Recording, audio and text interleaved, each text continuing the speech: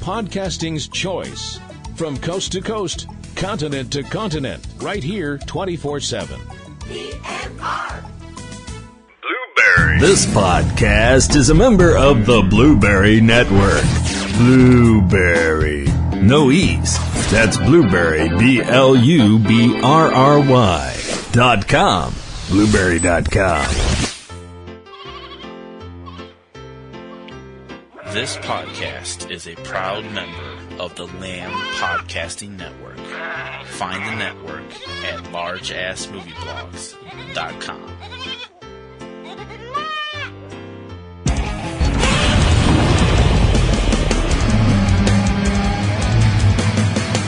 The Big G. Tokyo Town. StompDown. Hey kids, it's time for the Big G Tokyo Town StompDown. I'm TC Kirkham. I'm Kim Brown. What the hell was that? I don't know, just something new. Because we're starting a new segment. Could you not do it in kind of a Binky the Clown voice? What the hell is the matter with you? I just thought I'd have a little fun with it. Because we're starting a new period. I beg your pardon? Well, Godzilla has periods too, you know. Hey! Family show! Man, that Not sounds weird. Not that kind of period. Man, that sounds weird coming out of my mouth. Anyway. We ended yesterday's show on May 15th with the final film in the Showa period, which was the Terror of Mechagodzilla. It is May 16, 2018, and we're up to number 16 in the list of Godzilla films. After the Terror of Mechagodzilla didn't do well at the box office, they weren't planning to take this long off. No. It ended up being 9 years before the Return of Godzilla appeared in Japan. And it would be 10 years before a return to America in the aptly titled Godzilla 1985. Yep. What happened was, when it came to America, they Americanized it as they did the original Gojira, so that Godzilla 1985 is a direct sequel to Godzilla King of the Monsters. Yes. Complete with Raymond Burr reprising his role as newsman Steve Martin. So, we're going to focus on 85, like we said, because Kim has actually seen that one. I did. And I have not. It's hard to find online. Yeah, I found it, but it's like 2 parts on one of these online services, and I haven't had time to watch it. So, I would like to see it sometime, though. All yours. Okay. As TC mentioned, I saw this in the theater by myself. I remember when this came out, and I was super crazy excited. I was like, oh my gosh, I have to see this because I'd never seen a Godzilla film on the big screen. All of the Godzilla movies I'd ever seen up till that point, I had seen on television. I'd never seen a Godzilla film in the big screen from Japan until Final Wars. Right, I know. So, and at the time, I didn't realize how much they had mucked around, New World had mucked around with this film. So. Yes, New World Pictures, of course, Roger Corman connected, right? Yep. I know he did New Concord. Was he also involved with New World, or was that the Globin and Globus? No, I don't remember which one. Anyway, not important. A Japanese fishing vessel is trying to get to shore during a very bad storm. And while they're trying to get to an island to try and seek some safety, they are attacked by a giant monster that was apparently on the island and winds up, wrecking the ship. A reporter makes his way to the vessel and finds it, and there is one survivor, a man named Hiroshi Okamura. The reporter's name is Goromaki. So we cut to Tokyo, and the Prime Minister of Japan has been told that, this attack happened, and it has all the earmarks that Godzilla has returned. Now, keep in mind that this movie is disowning everything after Gojira. Please look at this film as a big old reset button. Yeah. All that stuff we've already seen, all of the stuff with Mothra and Jet Jaguar and Rodan and all that stuff like that, toss it in the bin. It doesn't exist anymore. Big old retcon. Yeah. So now the government has been told that there is this possibility that Godzilla, or a Godzilla, possibly not the Godzilla, but a Godzilla is out there maybe. Well, it can't be the Godzilla because he died.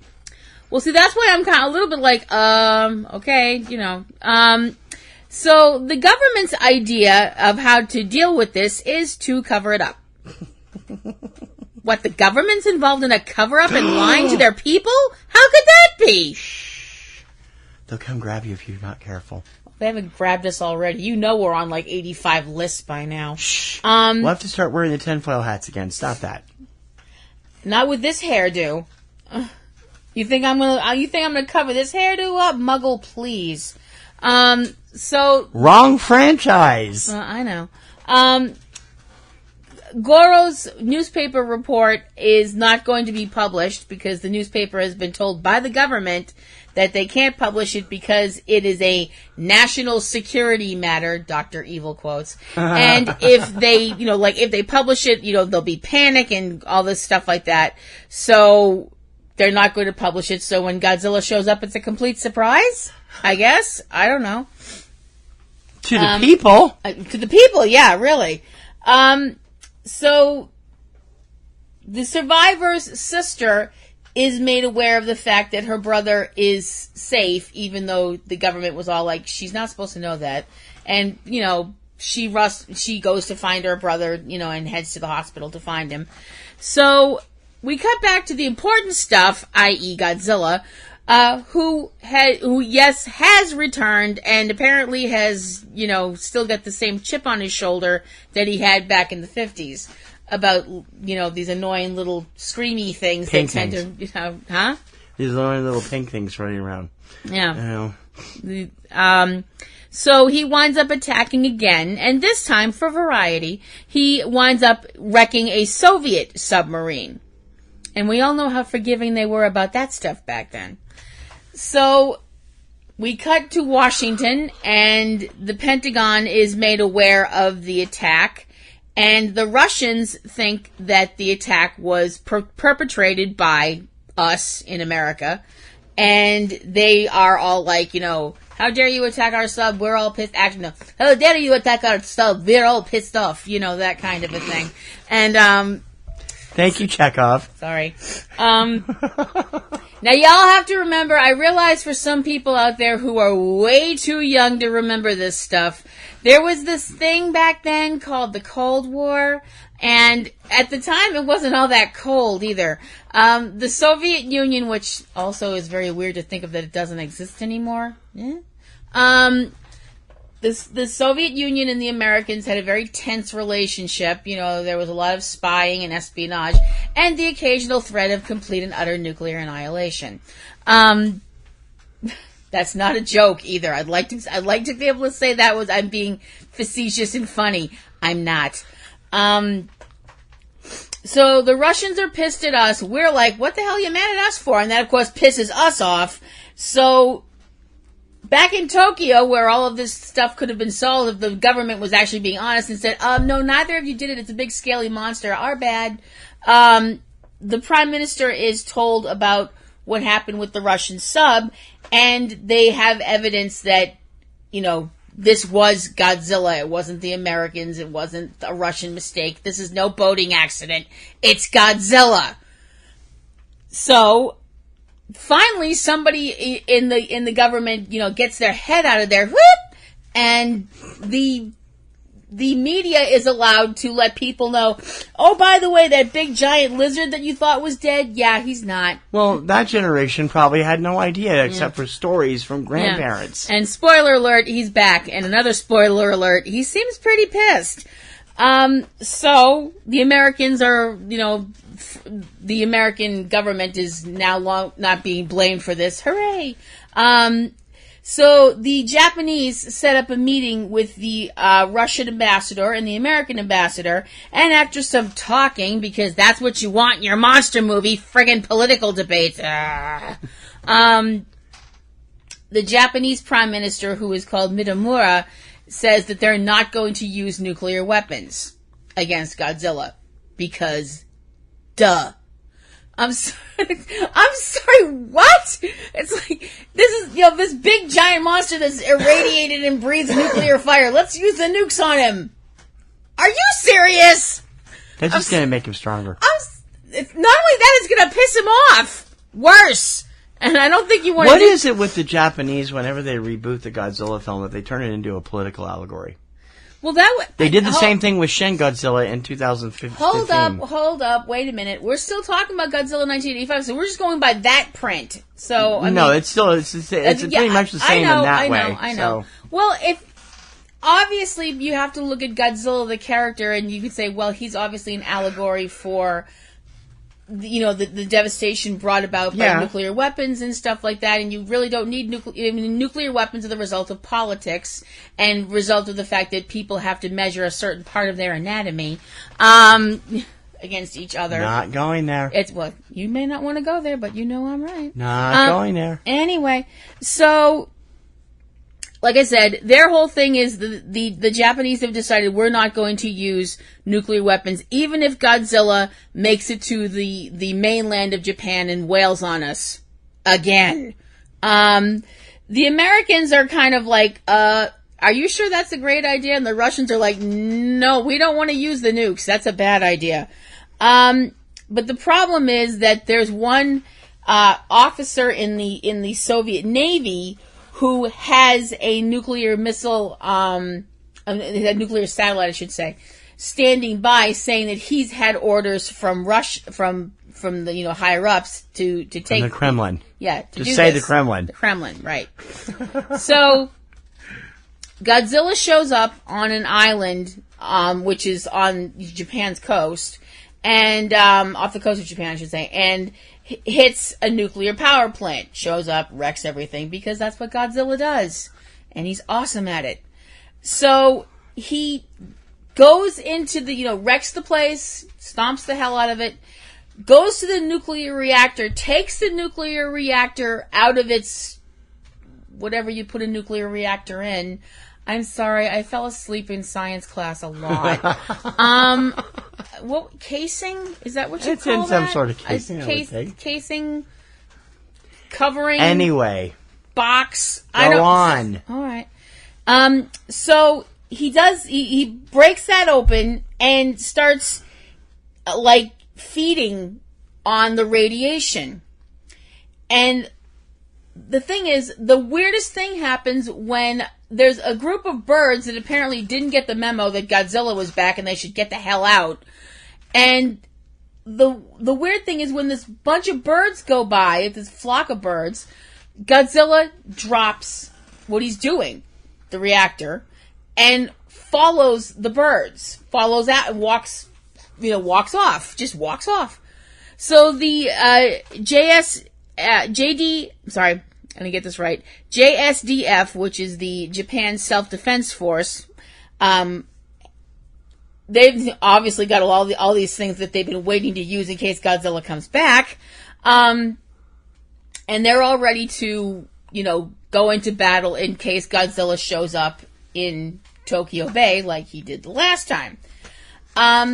The general from the JSDF, General Kakura, briefs, the Japanese, the cabinet officers, about this weapon that they have called the Super X attack plane. That if Godzilla shows up again, they're planning to use this thing against Godzilla. They have an attack plane that's sponsored by a major drugstore chain? Is that the idea? What? Super X drugs? Well, it beats calling it the Dr. Pepper plane. You get it if you see the movie. There is the thing is this is this real high tech piece of machinery. That granted, this is 1985, so just go with it. It's it's got the plane's got armor on it, and it's supposed to be resistant to heat, which, considering the fact that Godzilla breathes radioactive fire, is obviously a good thing. And it's definitely going to be like the ultimate last-ditch, we're not effing around weapon that they want to use in case Godzilla shows up and decides to trash the Capitol, because they've already said they're not going to use nukes, because, duh! Through the use of ultrasound, they use ultrasound imagery research somehow. One of the scientists figures out that Godzilla has now this. I'm like, No, okay. I'm not buying. Well, this no, one. hold up. Now I know some people are about to go, what the blank are you talking about? That Godzilla's brain is actually like the brain of a bird, but it's been severely mutated because of this nuclear energy and all this stuff like that. Now, I know some people, including you, are like, what the fork are you people talking about? This is the most frogging, stupid thing I've ever heard. But it actually isn't. When you think about the fact that a lot of scientists have theorized for quite a number of years that what eventually evolved from dinosaurs, or devolved, or however you want to word it, were birds. Mm-hmm. That does actually make sense. I suppose that is true. Yeah, that is true. That does actually make sense. I mean, we've heard more than one person say that, like, a chicken is a descendant. A chicken has more genetically in common with a dinosaur than with you or me, which is hilarious and would have made Jurassic Park a much more interesting movie. Jurassic Park. Anyway, so they come up with this idea that if they can duplicate the noise from the birds, not just the birds chirping, but like the sound of their wings and all the things that would ping that part of Godzilla's brain, he might follow that sound. This seems like along the same lines as putting down like pieces of Reese's Pieces for E.T., but apparently sound worked for the locusts in the beginning and the end. Yeah, true. So the plan is that they're going to use, if Godzilla shows up again, that they're going to make these noises, broadcast them, and use them to lure Godzilla to a volcano, and it's a volcano called Mount Mihara, and their plan is that Godzilla will follow the sound and somehow follow it into the volcano, or fall into the volcano, or I don't know what. I'm sorry, to me this is one of those, this is so crazy, it's just might get us all killed kind of plans. But the Prime Minister is like, okay, look, we're gonna, we have no options here. I mean, the final option, the nuclear option, has been taken off the table, at least as far as the Japanese are concerned. So the Prime Minister's whole thing is, okay, we're gonna use the super duper plane, but we're also gonna have this idea of getting Godzilla to somehow fall into a volcano. Right. So finally somebody decides, well, we're going to reach out to someone who actually survived all of this insanity the first time around, and that would be American reporter Steve Martin, who is living back in America and probably has put all this stuff behind him. And he's retired from being a wild and crazy guy. Not that Steve Martin. Okay. Which is also why he's never referred to in the film as Steve Martin. Just Mr. Martin, yeah. He's only referred to as Mr. Martin. So he's retired and has a grandchild, and is just basically living his life, probably dealing with severe PTSD. And the soldiers show up and they're all like, your government needs you, and he's brought to the Pentagon to the American politicians are like, what do we do about Godzilla? And he's basically like, nothing. His thing is basically, there is nothing you can do that is going to stop this animal. Deal with it. I mean, pretty much. I mean, he says it in a much more gravitas way because it's Raymond Burr and I'm just a little twit in front of Mike. So, as it turns out, Godzilla, being true to form, does pop up out of Tokyo Bay. Pop! And naturally everybody goes, Godzilla! And runs like crazy. Actually, they would be going, Gojira! They would be going, Gojira! And everybody runs, because they don't want to get squished or burned or whatever. Irradiated. Any number of things. Or any number of things, So we get, the traditional monster movie shots of people running like hell. grabbing anything they can, including, having some people holding their children under their arms and stuff like that, and old people trying to get away and blah, blah, blah, blah, blah. But we didn't get a Hitler building in this one, did we? No, we did not get a Hitler building in this one. Oh, for crying out loud. For those of you who are going, what Return of the Invasion of the Neptune Men, Mystery Science Theater 3000, go watch it yourself. We're not getting into it now. So, the Japanese special self-defense force, they show up and they try to use their normal weapons. I don't know what tanks and guns and all that stuff. Flamethrowers, grenades. All the usual, bazooka. All the usual things that you would have lying around just in case a giant irradiated lizard pops out of your, local harbor and decides to wreak havoc. Needless to say, this stuff has all the equivalent potency of chucking marshmallows at Godzilla, and he's just basically like stomp, stomp, rip, tear, throw, burn, the whole thing. So they try to, and then they're like, okay, fine, we're going to actually use this, super plane and all this stuff like that. And they launch the Super X jet. Now, while this is also all going on, Godzilla he destroys a merchant ship that belonged to the Soviets, which was actually not what it seemed like it was. Of course not. It was the Soviets. Yeah, damn commies. And it was this intelligence. It was a spy ship. Let's just call it what it was. But the captain, before he joins Davy Jones's locker, hits the button to launch the nuclear missile because reasons. In this movie. Yeah. In the original movie, he actually prevents someone else from launching it. Yeah. Big difference there. Okay. Again, but this is in America in 1985. We're going to make the Russians evil empire. We're going to make the Russians look as bad as humanly possible. I'm surprised they didn't have a scene where he kicked a puppy to get to the button to push it, to launch the nuke. Anyway, why didn't they just use SDI on Godzilla? Now that I think about it, had they come up with SDI by that point? I think so. I don't know. It hadn't been implemented. It was never implemented, but it was like, no. It's funny that you say that. There was a Japanese band that I loved when I was a teen. They were called Loudness, and I loved this band. What? Shut up! They were really cool. No, they weren't. I liked them. And they actually had a song called SDI, and I liked that song. I used to really, dig that song. Anyway, so the Americans are all like, oh crap, this has gone south very quickly. And they want to help the Japanese, but Steve Martin tells them that, if you throw more bombs and missiles and stuff at Godzilla, you know what that's going to do?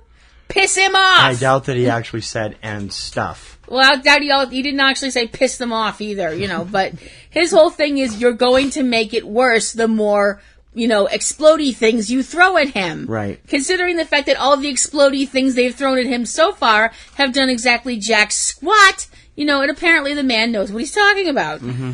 So they use the device with they decide, okay, everything else that was conventional didn't work. Let's actually try this bird call thing. And they use it, the bird sounds and all that stuff like that, and it actually is working. Godzilla hears this noise and he's actually responding to it. But the problem is that before they can use it to get him to the volcano, the JSDF they regroup and they attack Godzilla again.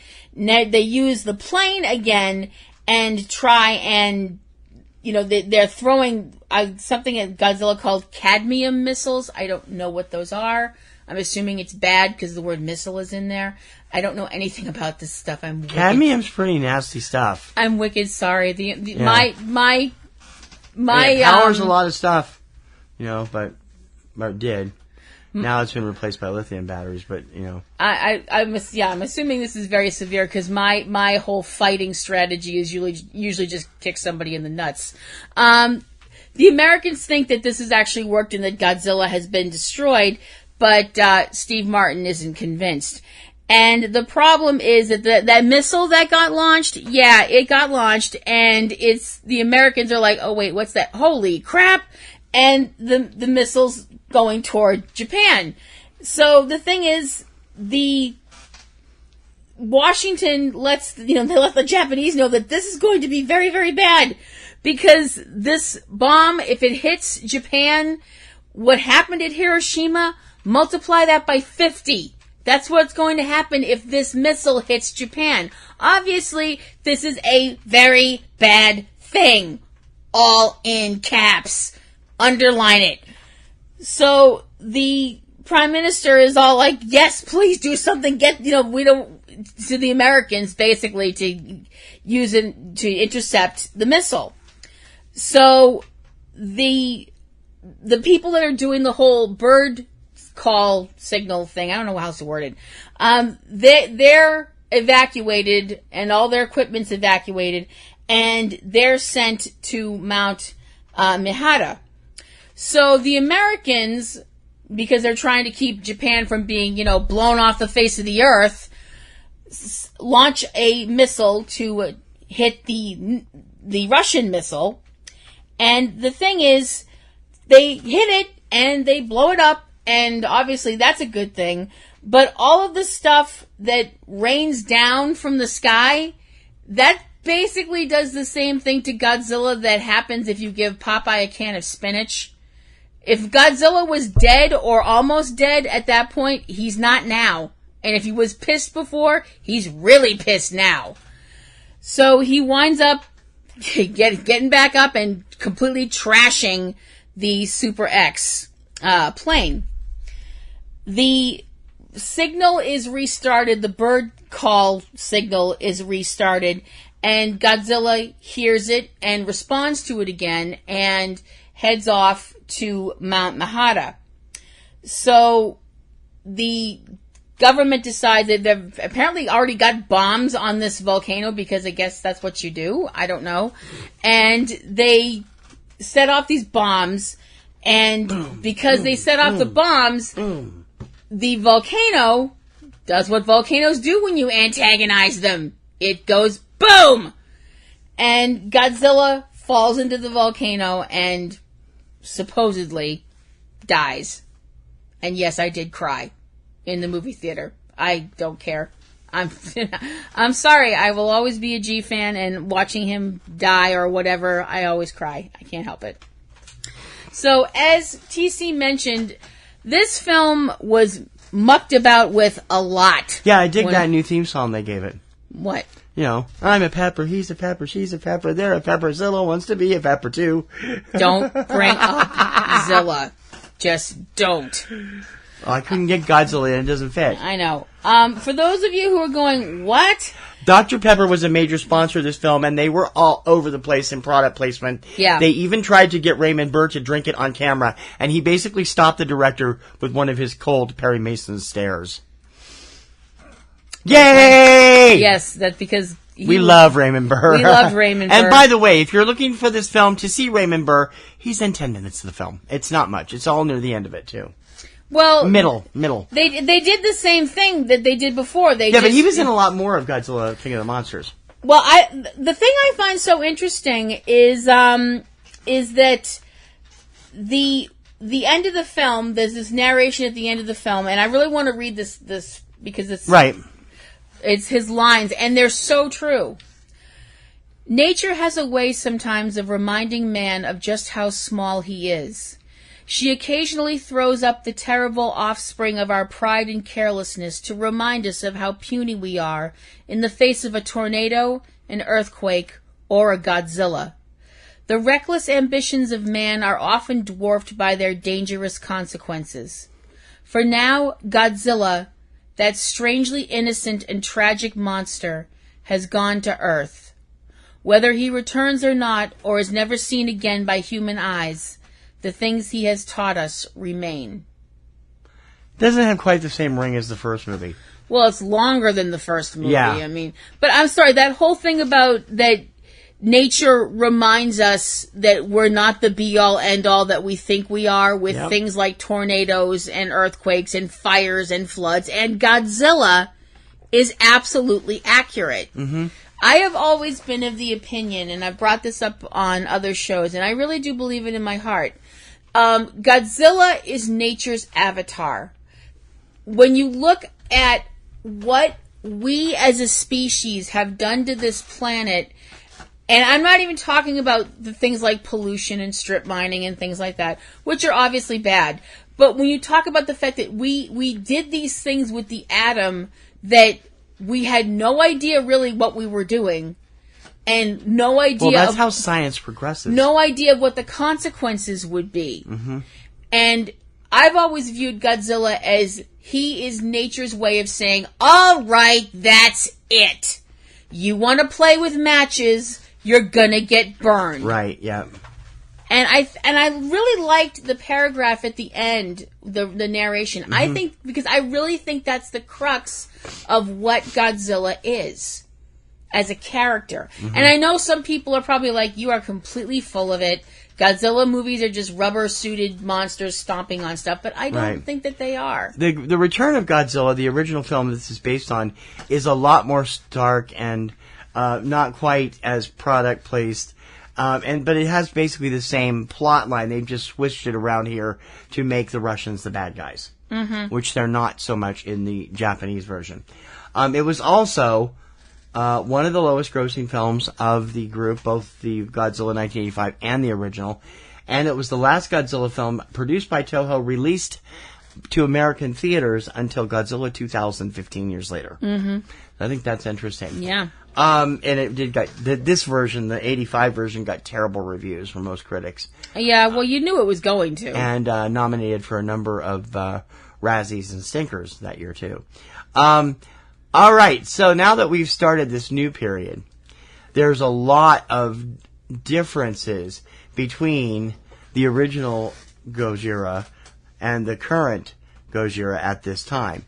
He was revamped, remade, reborn into a new, serious mold. Yes. And we would see that next in the film we will be talking about tomorrow, 1989, Godzilla versus Biollante. Mm-hmm. This is one of the fans' favorites, right? It is. It is a fan favorite. It's one of my favorites, and I will be the first to admit it is also one of the downright weirdest Godzilla movies ever. Yeah, it's probably why they went back to the other stuff after it was done, because it didn't do that well. But we'll see. We will have that one tomorrow on the Big G Tokyo Town StompDown. Until then, I'm TC Kirkham. I'm Kim Brown. We will see you with more of the 31 Days of Godzilla tomorrow. Bye.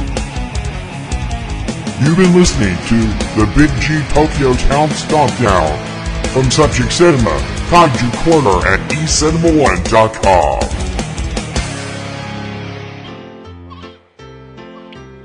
This podcast is a proud member of the Lamb Podcasting Network. Find the network at largeassmovieblogs.com.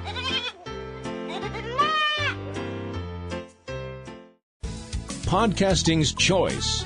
From coast to coast, continent to continent, right here 24/7. PNR.